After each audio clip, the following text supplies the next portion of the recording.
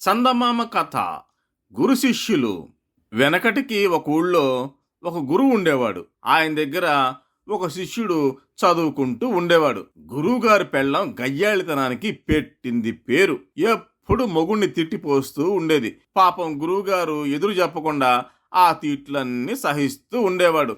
శిష్యుడికి ఇదంతా చాలా ఆశ్చర్యంగా ఉండేది.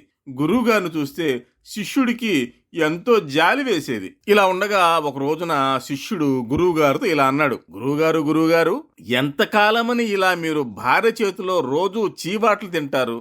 నేను మీ దగ్గర చదువు మొదలుపెట్టిన దగ్గర నుంచి చూస్తున్నాను. ఆమె గారి తిట్లు రోజు రోజుకి మితిమీరిపోతున్నాయి. మరి కొన్నాళ్ళు గడిస్తే చేయి కూడా చేసుకుంటారేమో. అంతవరకు రాకముందే మరో పెళ్లి చేసుకుని సుఖంగా ఉండకూడదా అన్నాడు. అప్పుడు గురువుగారు ఇలా అన్నారు. ఒరే, నువ్వు చెప్పింది బాగానే ఉంది, కానీ నాకిప్పటికే 3 వంతుల జీవితం గడిచిపోయింది. ఇంకెన్నాళ్ళు బతుకుతాను? ఈ భాగ్యానికి మరో పెళ్లి చేసుకోవడం దేనికి?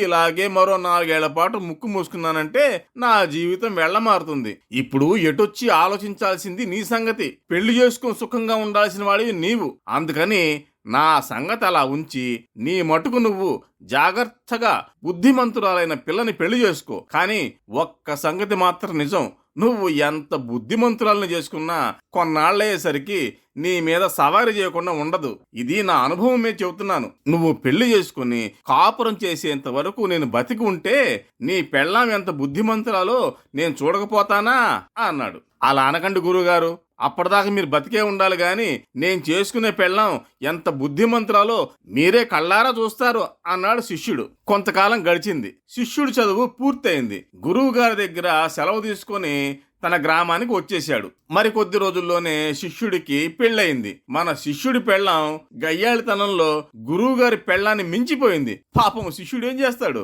గురువు గారిని వెక్కిరించినందుకు తనకు మంచి ప్రాయశ్చిత్తంగా ఇలాంటి పెళ్ళాం దాపురించిందని విచారించాడు.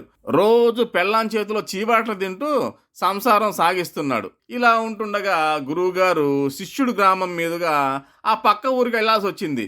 శిష్యుడు ఎలా ఉన్నాడో చూసిపోదామని గురువుగారు శిష్యుడింటికి వచ్చారు. గురువుగారిని వాకిట్లో చూడగానే శిష్యుడికి పై ప్రాణాలు పైనే పోయాయి. కాసేపటికి తెప్పరిల్లుకొని కుశల ప్రశ్నలు అడిగాడు. ఫలానా ఊళ్ళో పనుండిపోతున్నాన్రా, ఇక్కడ దాకా వచ్చేసరికి నీ సంగతి జ్ఞాపకం వచ్చి ఎలా ఉన్నావో చూసిపోదామని వచ్చాను అన్నారు గురువుగారు. గురువుగారు ఈ పూటకి తన ఇంట్లో మకాం వేయకుండా వెళ్ళిపోతే బాగుండు అనుకున్నాడు శిష్యుడు మనసులో. కానీ చూస్తూ చూస్తూ ఎలా వెళ్ళమంటాడు? అందుకని తనకి ఇష్టం లేకపోయినా ఈ పూటకి ఇక్కడ ఉండి భోజనం చేసి సాయంత్రం వెళ్దురు గాని అన్నాడు శిష్యుడు. సరే అన్నారు గురువుగారు. అప్పుడు శిష్యుడికి పెద్ద దిగులు పట్టుకుంది. నా పెళ్ళం నన్ను రోజు తిట్టినట్టే ఇవాళ కూడా చెడామడా తిట్టిపోస్తుందేమో, గురువుగారిని వెక్కిరించిన నా బతుకు ఆయన ముందే బయటపడిపోతుందేమో అనుకున్నాడు. ఇప్పుడే వస్తాను కూర్చోండి అని దొడ్లో అంట్లు నోముకుంటున్న పెళ్ళాం దగ్గరికి వెళ్ళి, ఏమేవ్, మా గురువుగారు వచ్చారు, ఈ పూటకి మన ఇంట్లోనే భోంచేస్తారు, సాయంత్రానికి ఆయన దారిని ఆయన వెళ్ళిపోతారు, ఈ ఒక్కరోజు మాత్రం ఆయన వెళ్ళిపోయిన దాకా నన్ను రోజులాగా తిట్టిపోయేకు, నా బతుకు నవ్వులు పాలవుతుంది అని బతిలాడుకున్నాడు. భర్త మొహం చూసేసరికి ఆమెకి జాలి వేసింది. అలాగే, కానీ నువ్వు నీ ఇష్టం వచ్చినట్టు వాగావంటే నీ పరువు దక్కదు. 100 తప్పుల వరకు మాత్రమే నేను క్షమించి ఊరుకుంటాను. ఆ పైన ఒక్క తప్పు చేశావంటే నేను ఊరుకోను అంది పెళ్ళాం. సరే, 100 తప్పులకు అవకాశం ఇస్తే ఇంకేం కావాలి అన్నాడు శిష్యుడు. తిరిగి గురువుగారి దగ్గరికి వచ్చి కూర్చొని మాట్లాడుతున్నాడు. మాటల్లో మధ్య మధ్య ఏమేవు ఇంకా మడిగట్టుకుని ఎడవలేదా అని, ఇంకా రోడ్డు దగ్గర ఎగోరిస్తున్నావా అని తన ఇష్టం వచ్చినట్టు వాగేస్తున్నాడు. శిష్యుడి పెళ్ళాం నోరు మెదల్చకుండా పని చేసుకుంటూ ఉండడం చూసేసరికి గురువుగారు మొత్తానికి నా శిష్యుడు మంచి పెళ్ళాన్ని సంపాదించుకున్నాడే అనుకున్నాడు. కానీ అసలు సంగతి ఆయనకేం తెలుసు? పెళ్ళాము 100 శనగ్గింజలు ఒళ్ళో పోసుకొని శిష్యుడు తిట్టినప్పుడల్లా ఒక్కో గింజ తింటోంది. ఈ సంగతి పాపం మా శిష్యుడికి తెలియదు. నోటికి వచ్చినట్టు తిట్టేస్తున్నాడు. ఇంతలో వంట అయింది లేవండి అని లోపల నుంచి పిలుపు. గురు శిష్యులు భోజనాలు కూర్చున్నారు. శిష్యుడు తన ధోరణిలో ఒళ్ళుపై తెలియకుండా త్వరగా వడ్డించి అగౌరించు అన్నాడు. పెళ్ళాము ఒక శనగ్గింజ నోట్లో వేసుకుంది. కూర మారు వడ్డించాడు అన్నాడు. మరో గింజ ఖాళీ అయింది. ఇలా చెడామడా తిట్టేస్తున్నాడు శిష్యుడు. తిట్లతో పాటు శనగ గింజలు అయిపోతున్నాయి.